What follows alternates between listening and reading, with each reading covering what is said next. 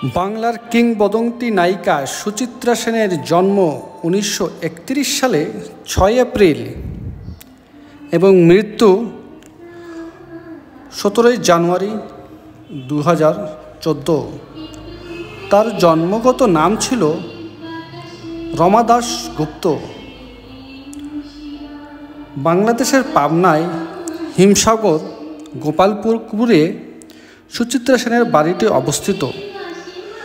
1947 সালে 16 বছর বয়সে বিবাহ হয় বিশিষ্ট শিল্পপতি আদিনাথ সেনের পুত্র দিবানাথ সেনের সাথে। তার শৈশব কাটে পৈতৃক নিবাস পাবনায়।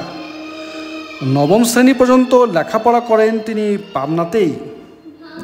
বাংলা চলচ্চিত্রের উত্তম কুমারের বিপরীতে নায়িকা হিসেবে অভিনয় করে তিনি বিশেষ জনপ্রিয়তা অর্জন করেন।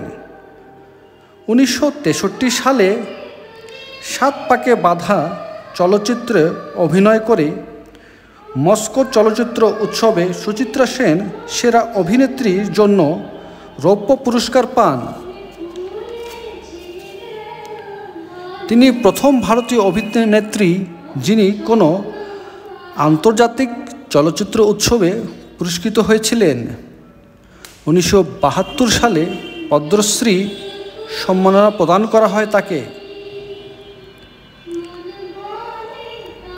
তার বাংলাদেশে পৈতৃক নিবাসটি অবৈধ দখলদার উচ্ছেদ করে সুচিত্রা সেন সংগ্রহশালা হিসেবে ব্যবহার করা হচ্ছে।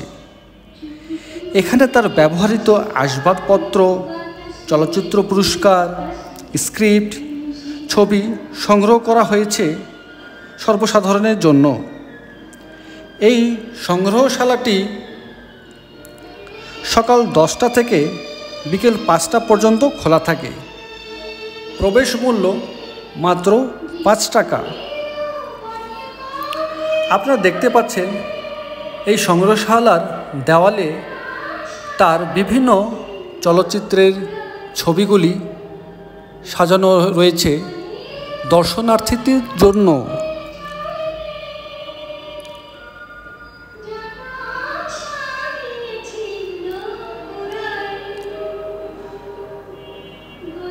এই সেই আঙিনা যে আঙিনায় কেটেছে তার শৈশবকাল। আজ তা সংরক্ষণ করা হয়েছে সর্বসাধারণের জন্য। আশা করি আপনাদের এই ভিডিওটি ভালো লেগেছে। পাশে থাকবেন, লাইক, কমেন্ট এবং শেয়ার করবেন। সামনে আপনাদের জন্য আরও মনোমুগ্ধকর ভিডিও নিয়ে আমি হাজির হয়ে যাব।